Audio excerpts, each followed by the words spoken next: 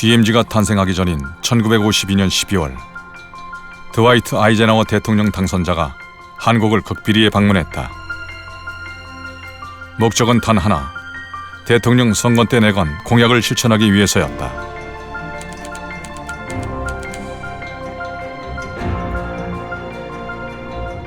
중동부 전선인 수도고지를 관할하는 최전방 부대를 방문한 드와이트 아이젠하워. 영화의 강추위와 눈으로 뒤덮인 고지를 바라보며 휴전의 의지를 다졌다.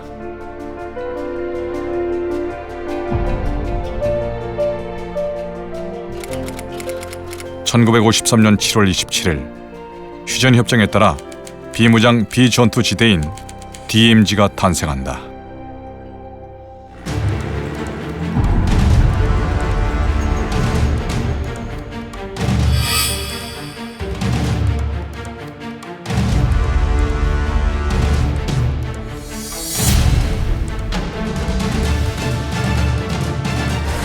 결국 드와이트 아이젠하워 대통령 당선자 이후 어떤 미국 대통령도 DMZ를 방문할 엄두를 내지 못하던 상황.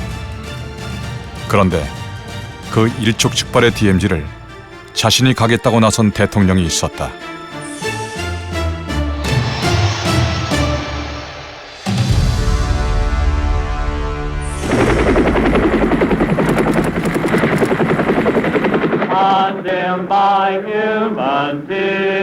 방한 이틀째를 맞은 레이건 대통령은 중부전선의 미 제2보병사단 소속 최전방부대를 방문하고 미군 로널드 레이건. 그는 현직 미국 대통령으로서 DMZ를 방문한 첫 번째 대통령이 됐다. Somebody asked me if I'd be safe up here so close to North Korean troops. To always remember August 18th, 1976, the day that two Army officers, Major Arthur Boniface and First Lieutenant Mark Barrett, were murdered across the road from here by axe-wielding North Korean troops.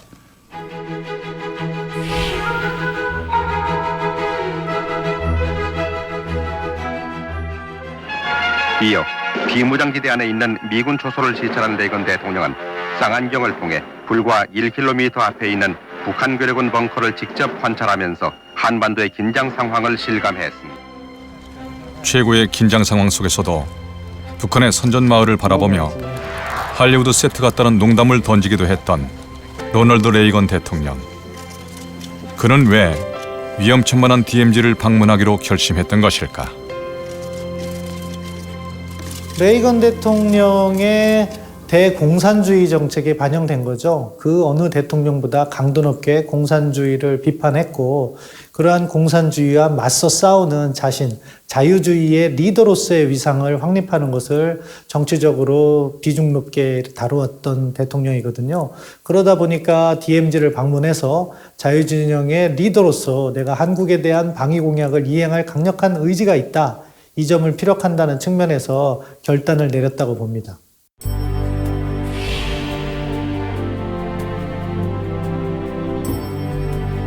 처음으로 마주한 DMZ에서 강력한 메시지를 던진 로널드 레이건 대통령.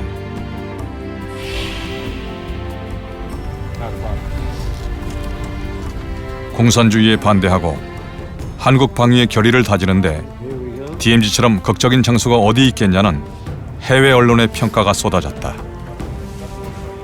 전통적으로 이제 한미 동맹의 굳건함, 이것을 상징하는 데 있어서는 굉장히 중요한 연출이죠. 그러니까 특히 DMZ 같은 경우에는 남북한이 대립하고 있는 아주 첨예한 대립의 지점이고, 또 한편에서는 미국이라는 동맹국이 또 이제 주둔하고 있는 미군이 얼마나 굳건하게 한국을 지키고 있는지, 또 동맹의 굳건함이 얼마나 강한지를 직접 지도자인 대통령이 방문을 함으로써 그것을 상징적으로 보여주는 측면이 있고, 또 북한에게 주는 메시지도 상당히 강렬하다, 이렇게 볼 수 있겠죠. 클린턴 대통령은 미국 대통령으로서는 처음으로 판문점 공동경비구역과 돌아오지 않는 다리의 도끼 만행 현장을 시찰하고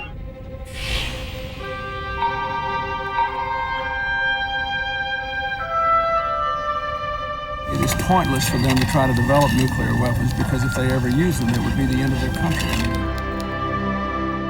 로널드 레이건 대통령의 첫 방문 이후 DMZ는 굳건한 한미동맹을 구하시하는 상징적인 장소로 방한하는 미국 대통령들의 중요한 방문지가 되었다.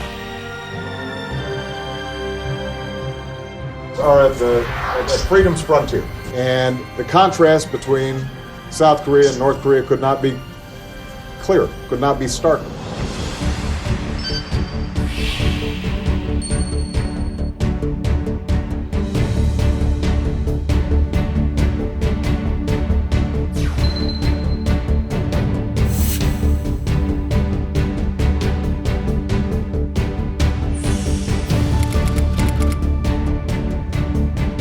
지난 6월에 방한했던 도널드 트럼프 대통령 역시 역대 미국 대통령들과 마찬가지로 오울렛 초소를 방문했다.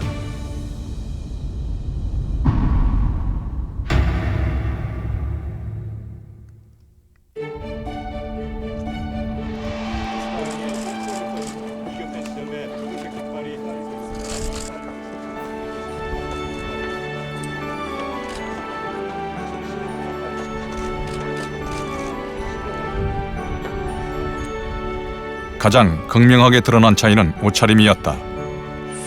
역대 미국 대통령들과 달리 양복을 입고 DMZ를 방문했던 트럼프 대통령. 그는 왜 모두가 예외 없이 입었던 군용 점퍼를 선택하지 않았을까? 트럼프 대통령이 군복에서 양복을 선택했다는 것은 상대를 대화 상대로 보겠다라는 그런 의지, 그리고 김정은 위원장과 여태까지 쌓았던 친분, 신뢰에 대해서 나는 믿고 있다라는 것을 보여주는 그런 행위라고 저는 봅니다. 군복을 입고 대화를 한다는 그것은 일단 모양새나 전달되는 메시지가 다르지 않겠습니까? 따라서 이번에 트럼프 대통령이 DMZ에 방문한 것은 김정은 위원장을 만나겠다는 것이 첫 번째 목적이 있었기 때문에 과거에 그 한국에 대한 방위 공약을 강조했던 대통령과는 다른 복장을 했다, 그렇게 평가합니다. 처음으로 우리 땅을 밟은 미국 대통령이 되셨습니다. 트럼프 대통령께서 분리선을 넘어서 가신 거는 다시 말하면 거치 않은 그 과거를 청산하고. So we can go inside. We're going to talk for a little while about different things. A lot of really positive things are happening. 결국 이날 도널드 트럼프 대통령은 역사상 처음으로 군사분 개선을 넘어 북한 땅을 밟은 미국 대통령이 되었다. 과연 북미가 화해할 수 있을까? 또는 북미가 이렇게 대치하는 속에서 뭔가 악수를 나눌 수 있을까? 라는 일종의 상상하지 못했던 세계를 이거 가능할 수도 있겠구나라는 일종의 현실감을 보여준 측면이 있다는 것이죠. 그래서 언제든지 이 판문점이라는 공간이 절대적인 어떤 넘을 수 없는 벽이 아니라 넘을 수도 있는 공간이구나, 넘을 수 있는 벽이구나라는 것을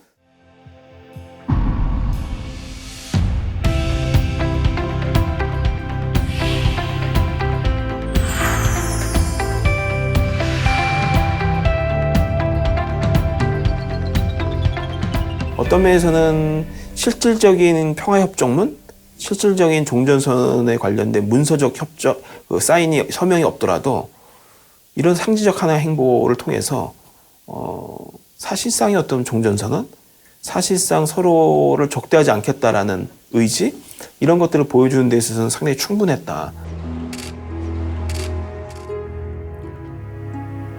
지난해 봄 남북 두 정상이 마주한 DMZ에 올해 여름 남북미 정상들이 함께 손을 맞잡았습니다. 70여 년 단절의 세월 속에서도 DMZ는 이제 금단의 땅에서 만남의 땅으로, 마지막 분단의 상징에서 세계 평화의 상징으로 서서히 진화해오고 있습니다. 그럼에도 불구하고 평화로 가는 길은 여전히 더디고 그 끝이 보이지 않습니다. 그 길 위에 또 어떤 어려움이 우리를 기다리고 있을지 알 수 없습니다. 그러나 우리는 기억하고 있습니다. 우리의 운명을 좌우했지만 우리에게는 아무런 결정권이 없었던 1945년과 1953년 두 번의 분단선이 한반도의 허리를 가르던 그 순간들을 부디 이번만큼은 우리가 오랜 시간 간절히 염원했던 한반도의 항구적인 평화를 위해 우리의 운명을 당당히 개척해 나아갈 수 있기를 간절히 기원합니다.